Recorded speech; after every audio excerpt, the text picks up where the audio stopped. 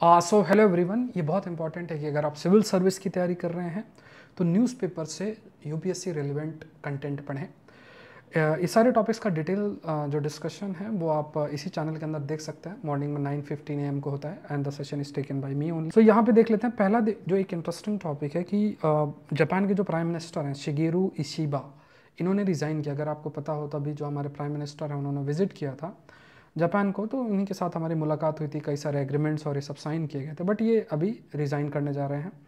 दूसरा एक टॉपिक आता है साइंस के पेज के अंदर आया है, इसमें दो चीज़ें हमें जाननी है। एक तो न्यू हॉरिजन, जो आपका न्यू हॉरिजन आपका मिशन है जो कि 2006 के अंदर नासा के द्वारा लॉन्च किया गया था, एक्सप्लोर करना प्लूटो के अंदर, प्लूटो को एक्सप्लोर करना, और साथ में क्यूपर बेल्ट के बारे में। तीसरा एक टॉपिक आता है दैट इज़ पेरोंडो पैराडॉक्स। ये प्रीलिम्स का इसमें एक टॉपिक आपके लिए फ्रेम होता है। अब पेरोंडोस पैराडॉक्स बेसिकली कि अगर आप दो स्ट्रेटजीज अपनाते हैं और उसमें आपको सक्सेस नहीं मिलती है तो दोनों को अल्टरनेट फॉर्म में या फिर कंबाइंड फॉर्म में आपको जो है उसको आप यूज़ कर सकते हैं। विनिंग के चांसेस इंक्रीज़ हो जाते हैं। ये जो पैराडॉक्स है ये कैंसर ट्रीटमेंट के अंदर भी इस्तेमाल किया जाता है, तो इसको डिटेल डिस्कशन हुआ है, तो इसको आप गो थ्रू होइएगा। पिसमिस 24 है, तो ये एक साइंस एंड टेक्नोलॉजी का टॉपिक है।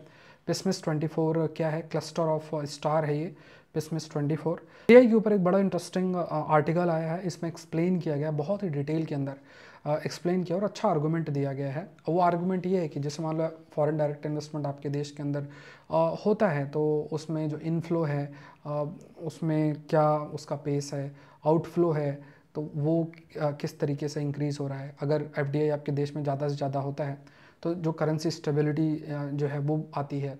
साथ में फॉरेन एक्सचेंज है, बैलेंस ऑफ पेमेंट है, उसमें इंप्रूवमेंट आपको देखने को मिलता है। आउटफ्लो होती है तो इसका अपोजिट होता है। तो ये बहुत ही डिटेल्ड वे में एक्सप्लेन है। इकोनॉमिक्स के कंटेक्स्ट में अच्छा प्रश्न इसमें बन सकता है। और ये भी हमें देखना है कि देखो अगर बाहर से इन्वेस्टमेंट आ रहा है, अगर उसमें भी कमी हो और साथ में रेगुलेशन प्रॉपर ना हो, रेगुलेटरी जो मैकेनिज़्म है वो बहुत ही क्लैरिटी ना हो, लीगल वे में चीज़ें क्लैरिटी ना हो, तो इससे जो बड़ी कंपनीज देश की खुद की हैं तो वो भी दूसरी जगह जाके इन्वेस्ट करेंगे। तो इट्स बेटर कि वहाँ डोमेस्टिक इकोनॉमी को बूस्ट करने में एक रोल प्ले करे। तो एक और फिर आपका थाईलैंड के टाइकून है अनुतिन चरणीवकुल, वो आपके नए प्राइम मिनिस्टर बने हैं। Sweden rare earth mining context में एक बहुत इंपॉर्टेंट एस्पेक्ट है, माउंटेन के कंटेक्स्ट में ये बहुत इंपॉर्टेंट है। इंडिया चाइना के ऊपर डिटेल टॉपिक आया है तो वो भी महत्वपूर्ण बन जाता है। पूरा इवोल्यूशन किस तरीके से हुआ दोनों देशों के रिश्ते का। तो जरूर से जरूर जुड़ें।